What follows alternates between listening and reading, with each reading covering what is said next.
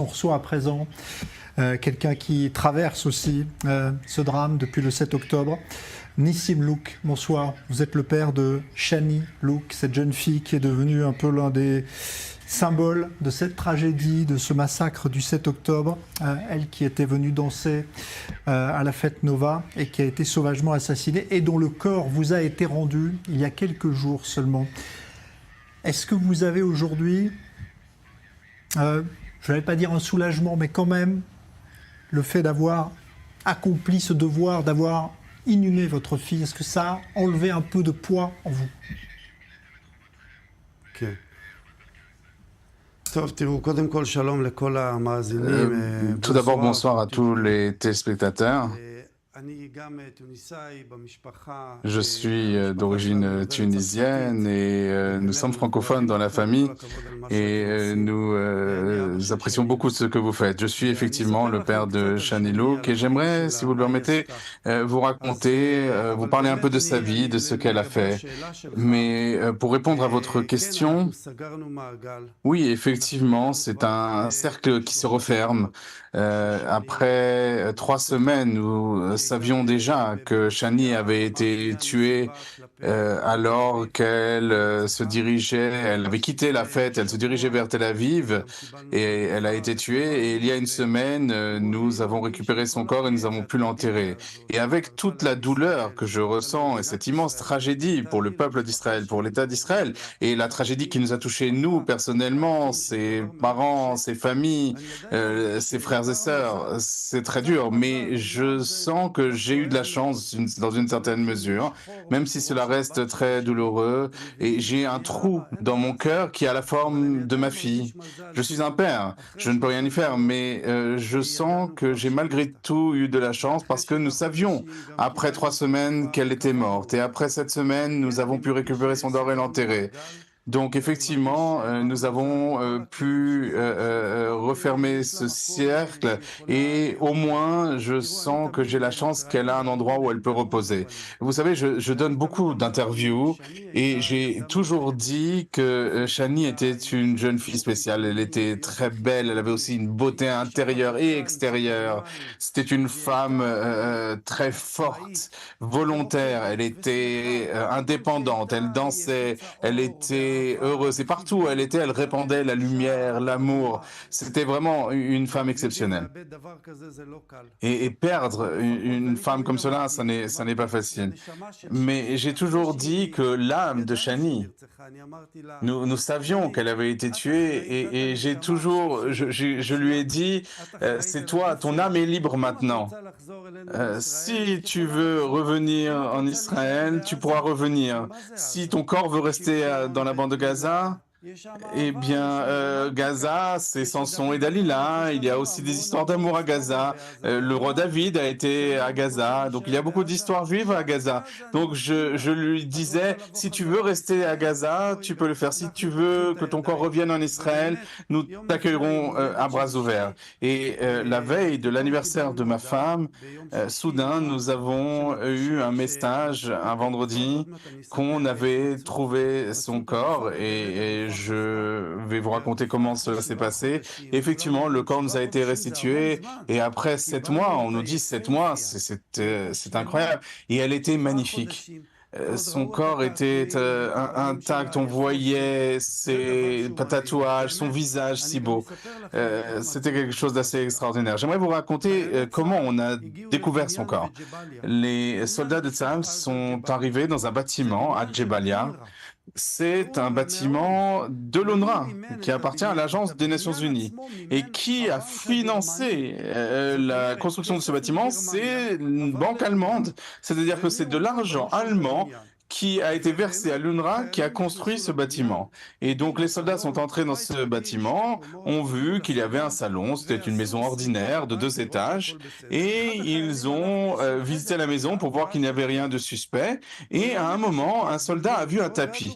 Il a soulevé ce tapis, l'a enroulé, et il a vu une trappe métallique. Et il a ouvert cette trappe, et il a découvert des marches, des escaliers sous un bâtiment de l'UNRWA qui a été financé par le gouvernement allemand. Et donc, les soldats sont descendus par ces escaliers et ont trouvé un tunnel de 700 mètres. Et ils ont marché dans ce tunnel, ils ont parcouru ce tunnel, et à un moment, le tunnel se divisait dans deux directions. Et il y avait une toute petite salle, vraiment très étroite, peut-être 50 centimètres de largeur.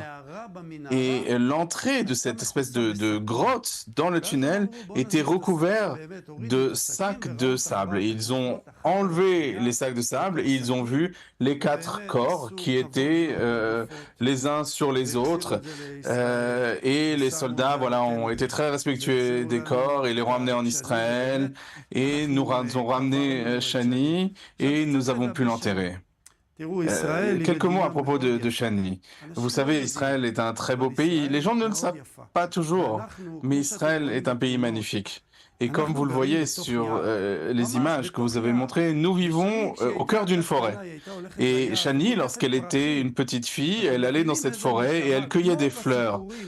Comme dans les contes de fées, comme dans les contes pour enfants, elle allait, elle parcourait la forêt, elle cueillait des fleurs. C'était une femme libre. On ne pouvait pas lui dire ce qu'elle devait faire. Et nous l'avons perdue. Mais ce qui s'est passé le 7 octobre, c'est une journée qui, voilà, notre vie a été chamboulée complètement. Nous nous sommes levés comme chaque samedi matin et tout d'un coup, on a entendu des bruits bizarres venant d'en haut. Au début, on pensait que c'était peut-être un orage, du tonnerre. Et à 6h30 du matin, on est sorti pour voir ce qui se passait. Et tout d'un coup, on a vu que ça n'était pas un orage, mais des roquettes qui étaient tirées en provenance de Gaza et en direction de Tel Aviv. Et que fait un père dans ce cas-là? Il veut s'assurer que ses enfants sont en sécurité. Je ne savais même pas qu'elle était allée à cette fête. Donc j'ai dit à la sœur de Shani, j'ai dit, appelle ta sœur et vois où elle est, pour qu'elle s'abrite, pour qu'elle trouve un espace protégé, un abri. Et ma fille a dit donc à appeler Shani à 6h30 ce samedi matin, et Shani a répondu au téléphone. Et on lui a demandé, Shani, où est-ce que tu es? Je suis à une fête dans le sud du pays et je quitte la fête pour aller à Tel Aviv. Et effectivement, elle était avec sa voiture, elle était avec 2 amis, et ils étaient déjà en direction de Tel Aviv, et après un quart d'heure de route environ, ils sont parvenus à un carrefour un peu étrange, et là, elle a vu énormément de véhicules qui étaient les uns après les autres, et dans ces véhicules, il y avait des blessés. Donc, qu'a-t-elle fait? Elle s'est arrêtée, elle a appelé le Magen David Adom pour leur dire, il y a eu un accident de la route. Venez aider les blessés.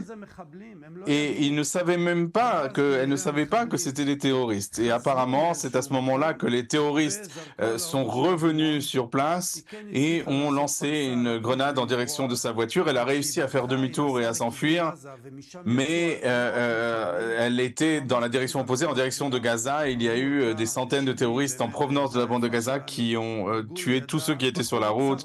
On a tué Shani. À ses côtés, il y avait un jeune homme qui était français, qui était donc Orion Hernandez, qui avait la nationalité française. Et effectivement, son corps a été restitué hier. Et aujourd'hui, son corps a été transféré vers le Mexique où il sera enterré. Et lui aussi avait la nationalité française.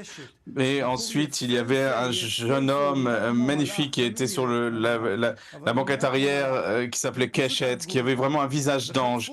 Et on les a tués et ils ont kidnappé, ils ont enlevé les corps. Parce qu'ils avaient reçu l'ordre, le Hamas avait donné l'ordre. On leur avait dit que s'ils ramenaient un corps dans la bande de Gaza, on leur offrirait une maison. Et ils ont dit, tuons quelqu'un, on va prendre un corps, on va le ramener dans la bande de Gaza, comme ça on aura un logement, le Hamas nous offrira un logement. Est-ce que c'est quand même très étrange, toute cette idée? Mais effectivement, ils ont tué Shani et son corps nous est revenu, nous avons pu l'enterrer, et vous comprenez bien que nous avons mal, mais nous sommes forts. Nous sommes très forts et ma femme est forte, mais il y a des familles pour qui la situation est extrêmement douloureuse. Et j'aimerais vous... Je vais vous raconter une histoire, une anecdote. Ma femme et moi, nous étions à la mer Morte et ma fille a dit, il y a 2 semaines, eh bien, fait la route de la mer Morte en direction de Jérusalem, de Tchouam. Et elle s'est trompée de route parce que l'application Waze lui a dit, voilà, d'aller, et elle s'est trompée. Et au lieu d'arriver à Jérusalem, elle est arrivée à Jéricho. Et là, elle a pris un tournant à gauche et a commencé à circuler entre toutes sortes de villages palestiniens. Et sur mon téléphone, je peux la suivre et je la vois et je me dis, mais où est-ce qu'elle est? C'est très dangereux. Donc je lui ai téléphoné et je lui ai dit, Adi, où est-ce que tu es? Et elle, la pauvre, elle était en pleurs.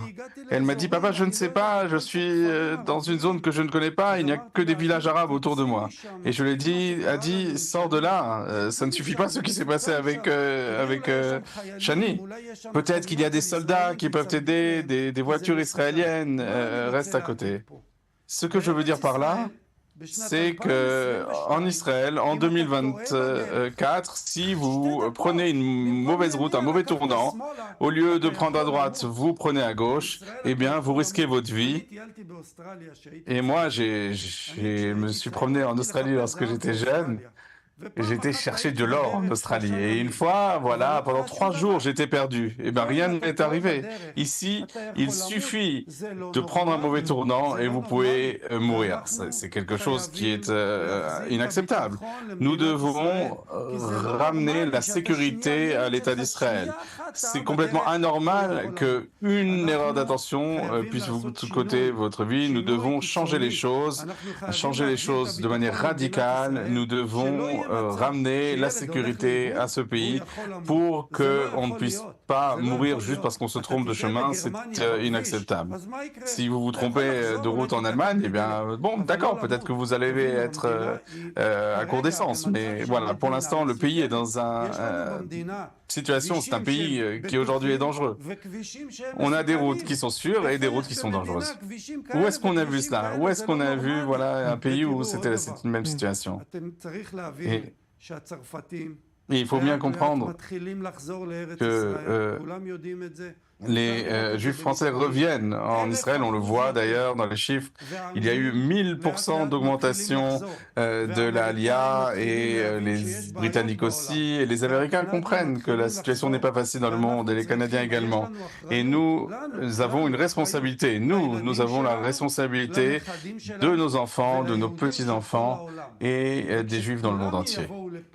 Et quand tous viendront ici, comment est-ce qu'on pourra les accueillir si il y a la moitié des routes qui sont dangereuses? Donc nous devons résoudre cette situation et c'est cela qui sera la rédemption et la renaissance d'Israël.